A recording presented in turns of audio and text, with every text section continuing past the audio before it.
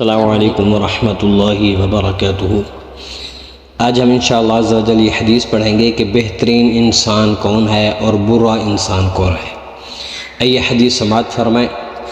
عن ابی ہریرہ رضی اللہ تعالی عنہ قال قال رسول اللہ صلی اللہ علیہ وآلہ وسلم خيركم من يرجى خيره ويؤمن شره وشركم من لا يرجى خيره ولا يؤمن شره۔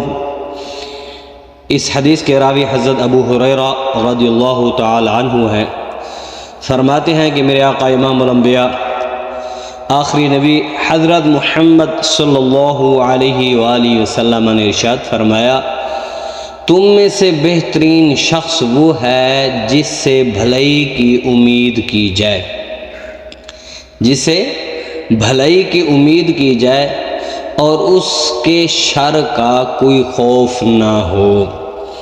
اس حدیث سے یہ معلوم ہوتا ہے کہ پہلے نمبر پر وہ شخص بہت اچھا انسان ہے جس سے بھلائی کی امید کی جائے اور اس کے شر سے کسی کو کوئی خوف، کوئی خطرہ، کوئی ڈر وغیرہ نہ ہو۔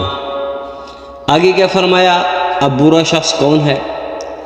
اور تم میں سے برا شخص وہ ہے جس سے بھلائی کی امید نہ ہو اور اس کے شر سے کوئی محفوظ بھی نہ ہو، اور وہ کسی کا بھلا بھی نہ کرتا ہو، اور پھر شرارت ہی شرارت، شر ہی شر۔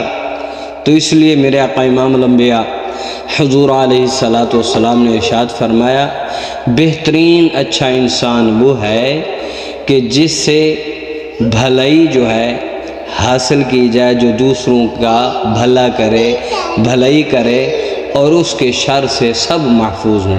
انسانی معاشرے کا جو حسن ہے امن سے ہے، اور امن کے لیے ضروری ہے کہ کوئی شخص کسی کو کوئی نقصان نہ پہنچائے۔ کوئی شخص جس قدر لوگوں کے لیے پرامن ہوگا اس قدر معاشرہ بہترین فرد اور اچھا مسلمان ہوگا۔ تو اس لیے ہمیں چاہیے کہ ہم بہترین مسلمان بنیں، بھلائی سب کے لیے کریں۔ اگر کوئی شخص آئے تو اس کے ساتھ بھی بھلا، اپنا ہو تو اس کے ساتھ بھی بھلا، کوئی اگر ایسا دور کا شخص ہے ہمارے دشمنوں میں سے ہے تو اس کے ساتھ بھی بھلا، تو انشاءاللہ پھر ہمارے ملک میں امن ہی امن ہوگا، پھر شر نہیں ہوگا۔ یہ حدیث اگر آپ کو اچھی لگے ضرور سبسکرائب کریں، شیئر کریں اور لائک کریں۔